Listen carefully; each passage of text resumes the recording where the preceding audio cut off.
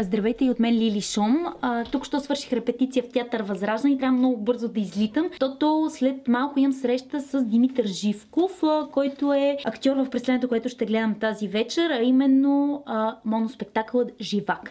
Така че трябва бързо да излитам от тук. Няма много време. Така, телефона е тук, ключове от кола тук и билетите на това.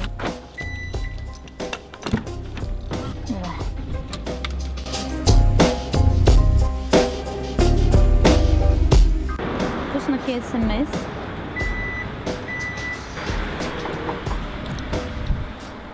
Да. Имам среща с Димитър Живков.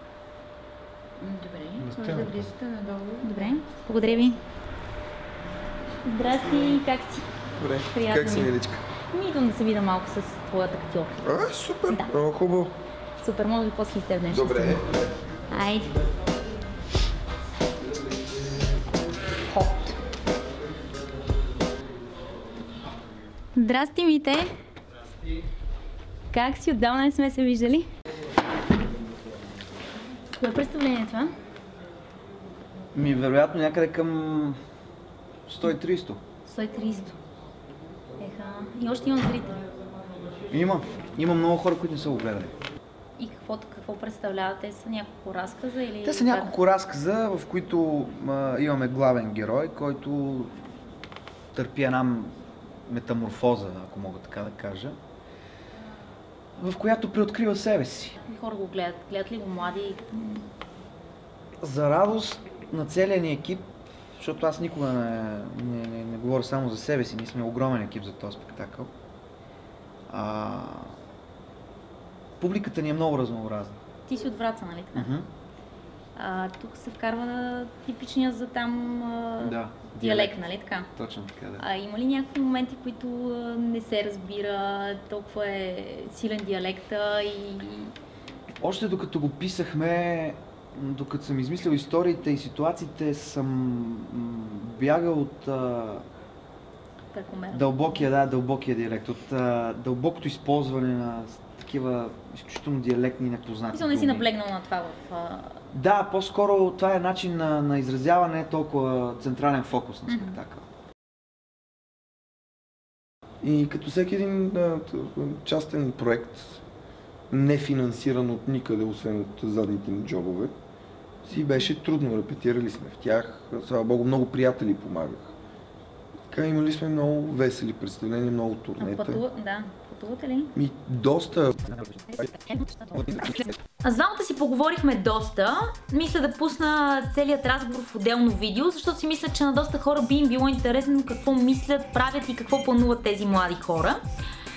А за представлението Живак, това представление е за широката публика, като нямам предвид, че е комерциално, нищо подобно.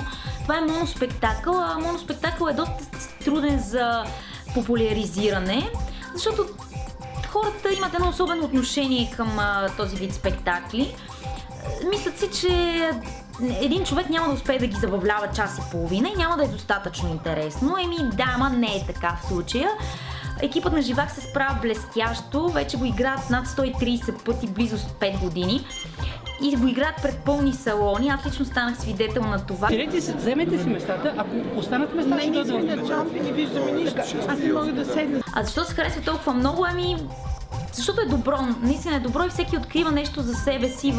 На сцената е един човек, той разказва 3 истории от миналото и влиза в над 10 различни образа. Прави го толкова виртуозно, че в един момент аз имах чувство, че на сцената не е един актьор, а има поне 10. И наистина заслужена награда и кар за изгряваща звезда има Димитър Живков за този спектакъл. Сега ще бъда честна и ще ви кажа, че аз имам много особено отношение към скетчове и вицове на сцената. Казвам това, защото в началото на спектакъла има малко стендъп комедия. Толкова малко, че човек абсолютно, ако не си пада по този вид представяне, това няма да му попречи да се наслади на спектакъл. Има изключително много игра и както Митко каза в разговора ни, той не допуска публиката да води. В театъра често се говори за четвърта стена. Това е тази образна стена, която разделя сцената от публика. Когато тази четвърта стена я има, актьорите са затворени в тяхното пространство и зрителят е просто един воайор на това, което се случва. Когато обаче тази четвърта стена падне, тогава актьорите се обръщат към публиката, имат конкретни послания към тях и понякога остават на публиката да ръководи действието. В случая в Живак Димитър Живков има интеракция с публиката, той се обръща към нея, но не допускат те да ръководят. Димитър изпълва цялата сцена с движението си и заигравката с декора. Не ви казах за декора. Декора представлява само една маса, един стол и едно огледало, с които той прави наистина чудеса и така умело... Аз трябва да съм след 40 минути в театъра. Аз имам представление днес. Ужас. За огледалото се изкушавам да разкажа повече, но ще запазя тази тайна. Ако решите да отидете да го гледате, обърнете особено внимание на огледалото. А пък за Живак, какво друго? Кога и къде да го гледате?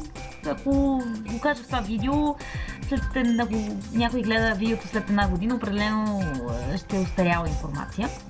Ако вече сте гледали Живак и ви е харесал, което съм почти 99% сигурна, можете да гледате видеото на целият ни разговор, където ще разберете всъщност какво планува точно този готин екип. А за пространството, където се играеше спектакъла, Media Art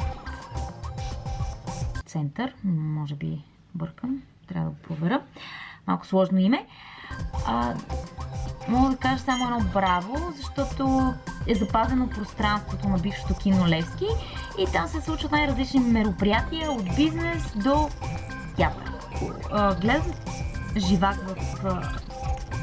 в това пространство, е добре да си купите билети на партер, защото ще се вижда доста по-добре. От балконите малко се губи контакта с актьора и се пропускат някакви важни детайли. Вземете си местата, ако останат места, ще дойдем. Не джампи, не виждаме нищо. Аз не мога да седна. Ако се чуете защо така изглеждам, защото преди малко ми свърши представлението, аз съм с доста тежък грим, както се вижда. Така че сега чиста гримна и си тръгвам. И казах за декора. Декора всъщност представлява една маса, един стол и едно огледало, с които обаче Живко прави виртуозни неща. Живко? Той не се казва Живко.